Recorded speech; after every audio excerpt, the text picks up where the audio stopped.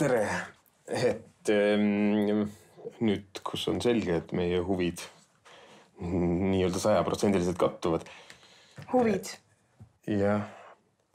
No, et paneme pead kokku, mõtleme koos lõpuklassidele mingi tugiprogrammi välja, mis aitaks neil lõpueksamiteks paremini valmistuda. Nii, ja kuidas mina aidata saan? No, vaimne tervis ja füüsiline tervis on omavahel tihedas seoses ja füüsiline tervis algab tervislikust toitumisest. Et äkki korraldame lõpuklassidele sellise retseptikursuse ja teie saaksite samal ajal nende psüühikaga tegeleda.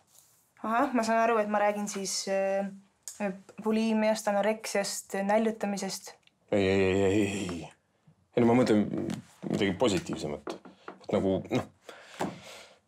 tervislik toitumine ja lõõgastumine ja võib-olla tüdrukud saaksid oma kokandusunistustele hoogu juurde ja naised kokas ja nii. Nii ja poisid? Poisid tegelevad samal ajal poksimisega, rahmeldavad tühjaks ennast. Ja tüdrukud teevad süüa? Ja pärast süüakse koos ära kõik see, kui kõik on tühjaks ennast rahmeldanud ja retseptid selgeks saanud. Ja te arvate, et selline soopõhine eristamine oleks kasulik, jah? Mis mõttes soopõhine? Me ei hakka ju poistele retsepte õpetama. No miks mitte? Te ise olete ära õppinud ju.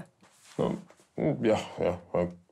Ma olen täiesti kindel, et nii mõnigi tüdruk tahaks poksida. Mis asja? Minu meelest me võiks lasta õpilastele otsustada, mida nad teha tahavad. Mõte iseenesest on väga hea. No, ma päris nii ei mõelnud seda. Mul on just tunne, et täpselt seda te mõtlesite, kui nüüd see eelarvamuste põhine koorik sealt ümbert ära võtta. Aga mida te soovitate teha siis? No, hakkamegi õpilastele kogu paketi välja ja siis ma võin sinna üldisemalt siis rääkida vaimsest tervisest. Mõlemad teile koos. Okei. Olgu, täpselt seda ma mõtlesingi.